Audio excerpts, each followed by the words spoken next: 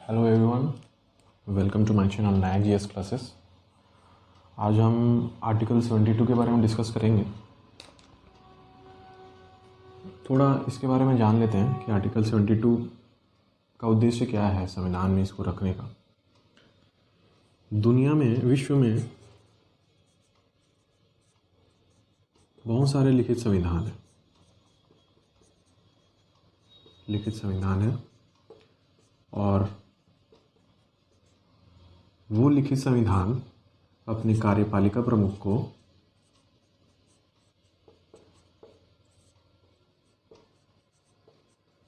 क्षमा दान करने की शक्ति देते हैं।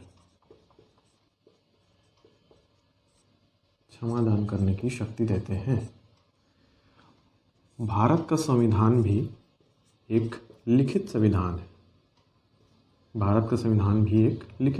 है। तो वो भी अपने कार्यपालिका प्रमुख अर्थात राष्ट्रपति को क्षमा दान करने की शक्ति देता है। ठीक है।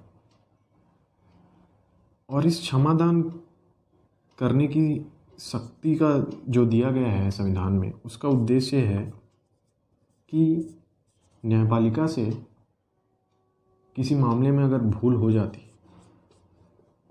या न्याय देने में साधनों के अभाव में, सबूतों के अभाव में कोई भूल हो जाती है, तो सुधारने के लिए अगर कोई न्याय के अधीन दिया गया सज़ा कठोर है तो उसे कम करने के लिए, क्योंकि न्यायपालिका एक मानवीय प्रणाली है और उसमें भूल की गुंजाइश हमेशा रहती है। किसी भी मानवीय प्रणाली में भूल की गुंजाइश रहती है। तो क्षमा दान करने की शक्ति का उद्देश्य यही है कि इस भूल को सुधारा जा सके। भारत में भी कार्यपालिका प्रमुख राष्ट्रपति को ये क्षमा दान करने की शक्ति दी गई है। जो क्षमा दान करने की शक्ति है, उसी शक्ति में अनेक शक्तियाँ समाहित हैं, जैसे क्षमा, लघुकरण, विराम, परिहार और विलंबन। क्षमा करने से मतलब है किसी अपराध के संबंध में पूर्ण रूप से क्षमा दान। वहीं अगर हम लघुकरण की बात करें तो जो दंड दिया गया है उसके जगह में किसी और दंड की व्यवस्था करना जिसकी प्रकृति लघु हो। अर्थात अगर किसी को मृत्यु दंड दिया गया है तो उसे निर्वासित कर दिया जाए, निर्वासन में बदल दिया जाए। अगर निर्वासन किया गया है तो उसे कठोर कारावास में बदल दिया जाए। अर्थात एक दंड की जगह में वैकल्पिक दंड की व्यवस्था करना जिसकी प्रकृति लघु हो, जो वर्तमान में जो दंड दिया गया है उससे कम हो। वहीं अगर हम विराम की बात करें तो किसी विशेष कारणवश कोई अपराधी जो सजा याफ्ता है, जो सजा की अवधि में है, काट रहा है, विशेष परिस्थितियां उसके आसपास उत्पन्न हो जाती हैं, इसके लिए उसे न्यून दंडादेश जारी किया जा सकता है। जैसे कि कोई अपराधी है जो किसी गंभीर बीमारी से पीड़ित है तो उसे इस अवस्था में न्यून दंडादेश जारी किया जा सकता है। कोई महिला अगर गर्भवती है, ऐसी स्थिति में उसे न्यून दंडादेश जारी किया जा सकता है। चौथे नंबर में आता है परिहार, अर्थात सजा की जो प्रकृति है उसमें परिवर्तन नहीं करेंगे लेकिन उसकी मात्रा को कम करते चले। मान लेते हैं कि किसी को 2 साल की सज़ा दी गई है, 2 वर्ष का कारावास दिया गया है, उसे कम करके 1 वर्ष या फिर 1.5 वर्ष जो भी है उसे कम कर दिया जाता है। वहीं विलंबन की बात करते हैं।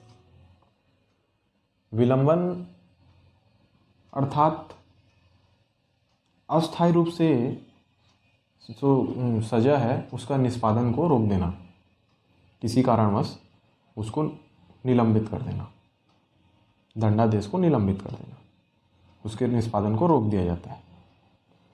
तो ये जो 5 शक्तियां हैं ये राष्ट्रपति के क्षमा दान करने की शक्ति में समाहित है। तो अब हम राष्ट्रपति और राज्यपाल के क्षमादान करने की शक्ति के बीच एक तुलनात्मक अध्ययन को देखते हैं।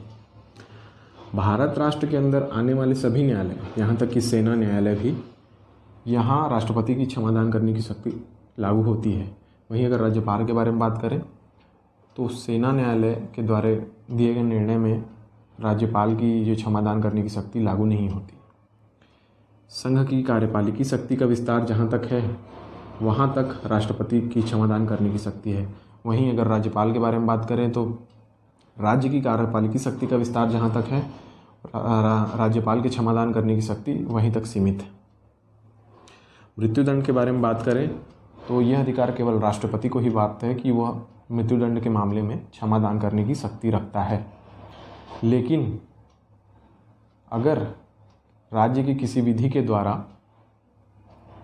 राज्यपाल को मृत्युदंड को निलंबित करने, परिहार करने, उसका लघुकरण करने की शक्ति प्रदान की गई है तो राज्यपाल के द्वारा इस विधि का पालन करते हुए वह मृत्युदंड के मामले में निलंबन, परिहार और लघुकरण का आदेश जारी कर सकता है।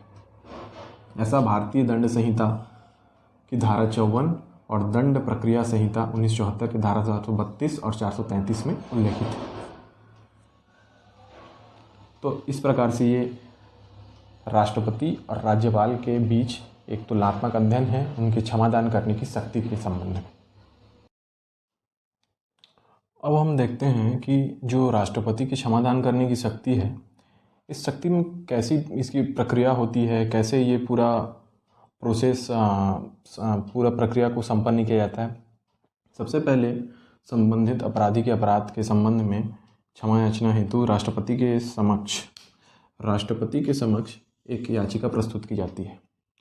राष्ट्रपति भवन में उस याचिका के संबंध में एक रिपोर्ट तैयार करके राष्ट्रपति भवन के माध्यम से गृह मंत्रालय को भेजा जाता है।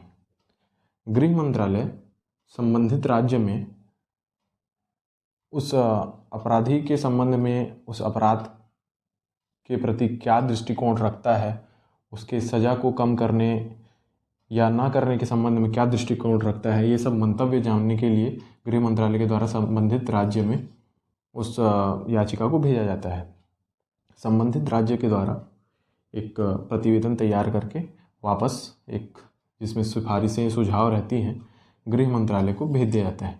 फिर गृह मंत्रालय में मंत्रिपरिषद की बैठक होती है और याचिका के संबंध में राष्ट्रपति को एक सलाह दी जाती है कि वह याचिका को स्वीकार करे या अस्वीकार करे।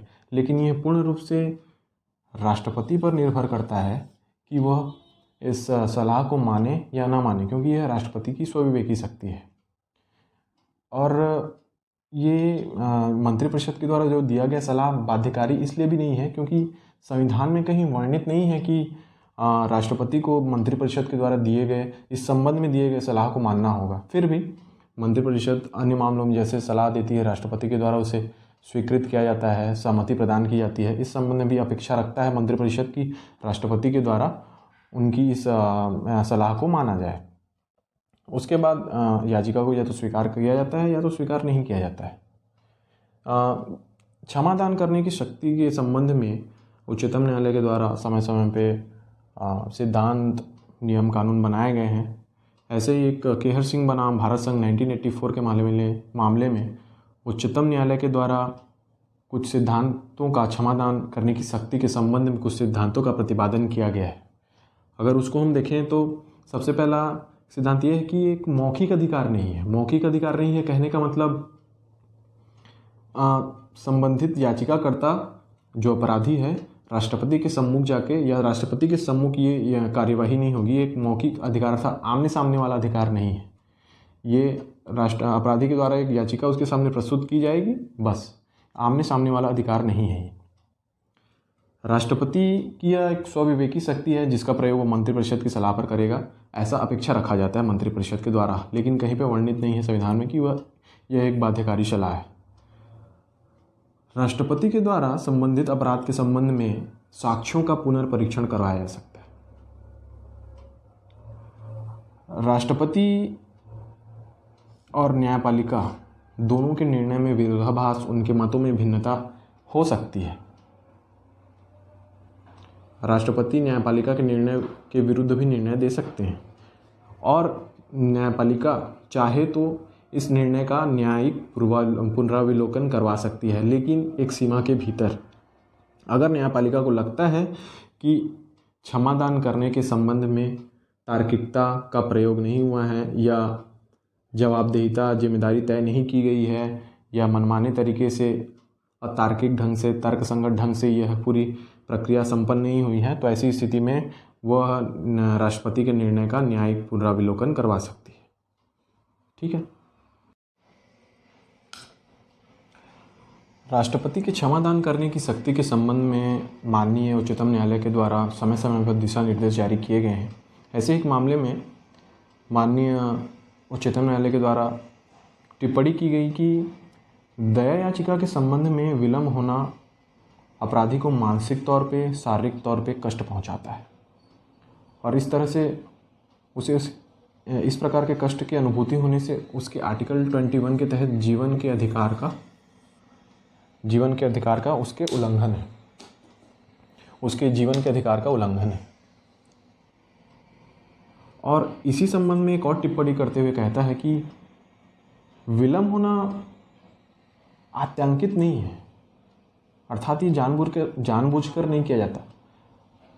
ऐसी दया याचिकाएं, बहुत सारी दया याचिकाएं राष्ट्रपति के समक्ष प्रस्तुत होती हैं और केस दर केस इसके निपटारे के कारण इस पे विलंब होना स्वाभाविक है। सुप्रीम कोर्ट के द्वारा विभिन्न प्रकार के दिशा निर्देश दिए गए हैं कि राष्ट्रपति भवन के माध्यम से संबंधित दया याचिका के जो भी दस्तावेज हैं उनको जल्द से जल्द गृह मंत्रालय को पहुंचाया जाए। गृह मंत्रालय के द्वारा तुरंत उस पर कार्यवाही करते हुए मंतव्य जानने के लिए संबंधित राज्य में भेजा जाए। संबंधित राज्यों के द्वारा इस दया याचिका के संबंध में उनकी सिफारिशें, उनके सुझाव, उनका दृष्टिकोण वापस गृह मंत्रालय को भेजा जाए ताकि गृह मंत्रालय पुनः उस पर एक मंत्रिपरिषद के साथ विचार करके दया याचिका के संबंध में एक निर्णय ले सके। यदि याचिका खारिज हो जाती है तो यदि याचिका को स्वीकार कर लिया जाता है तो इसे तुरंत लागू करना चाहिए। यदि अस्वीकार किया जाता है तो संबंधित अपराधी को और उसके परिवार को इसकी एक जो फैसले की एक प्रति है, जो डिसीजन लिया गया उसकी एक प्रति दस्तावेज उस संबंधित अपराधी और उसके परिवार को भेजा जाना चाहिए ताकि आगे की कार्यवाही की जा सके। Thank you.